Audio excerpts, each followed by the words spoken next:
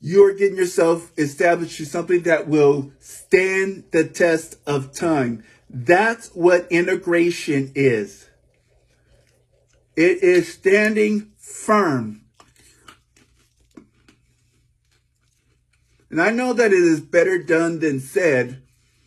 And easier said than done, and better done than said, and better done and said, better said and done. But it needs to be said. How is it going to be done? Martin Luther King Jr. knew that. He is one of my greatest, and not just because he's the only African American whose birthday is a national holiday. It started out because his birthday was in the month after Christmas, yes, but also it helped me to sit down and understand what true leadership was. Okay, so it wasn't an entertainment and it made me feel good because after Christmas or didn't get nothing for Christmas. No, I knew now that Martin Luther King Jr.'s celebration brought in hope.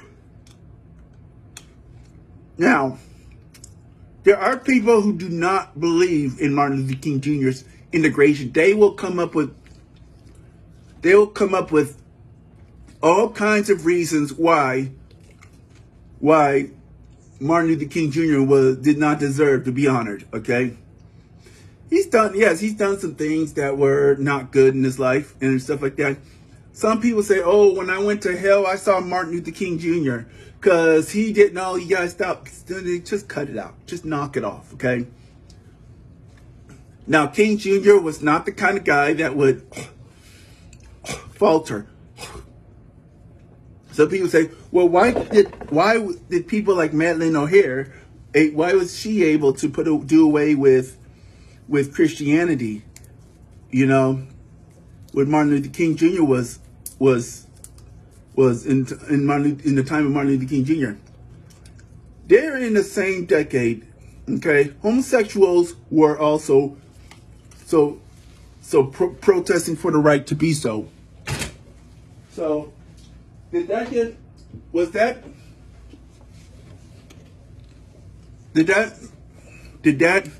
make Martin Luther King Jr.'s response? Did that make Martin Luther King Jr. responsible for this?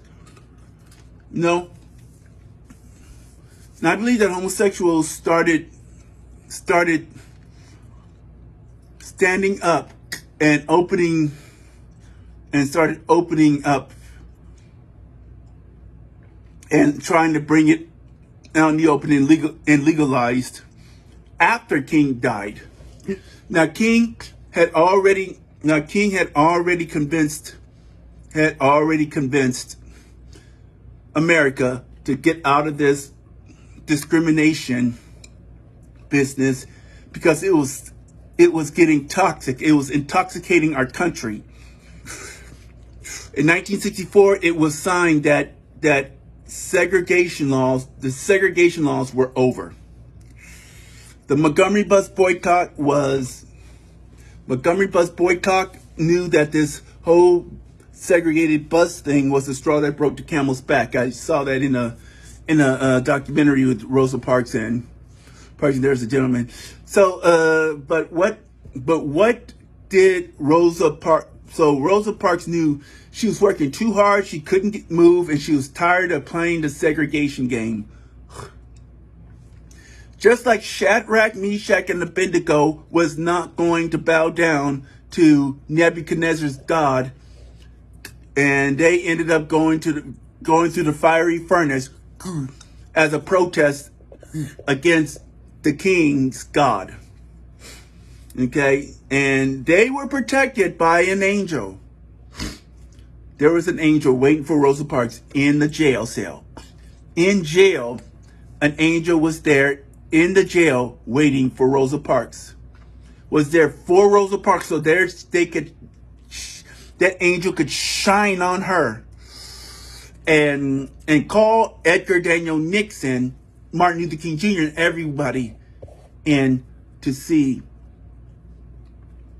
Rosa Parks and to visit with her and to get her out of jail and to help with this Montgomery bus boycott. Kind of like John the Baptist, because they knew that because he knew that Herod was a toxic ruler. He would do anything he wanted. He was very toxic. And the same thing with the Pharisees. They were toxic people. No.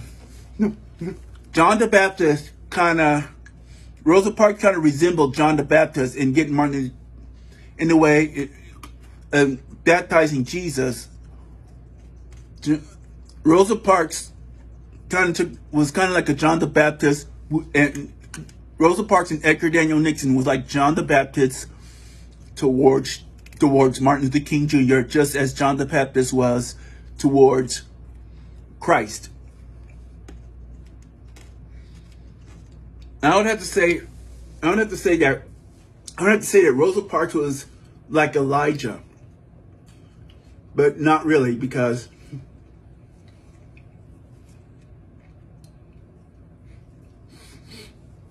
you see, Elijah is still alive, but then it's like his descendant is kind of like he kind of brought back, but his leadership kind of brought he had to, because the Bible said that John the Baptist was going to come in the strength of Elijah. So pretty much he came. Okay, he pretty much came. Edgar Daniel Nixon and Rosa Parks kind of had the same strength of Elijah. Okay, so I have no clue about Elijah Muhammad or anything like that. Okay. But I know that there is there's when King Ahab and Jezebel was intoxicating Israel, and there was a drought.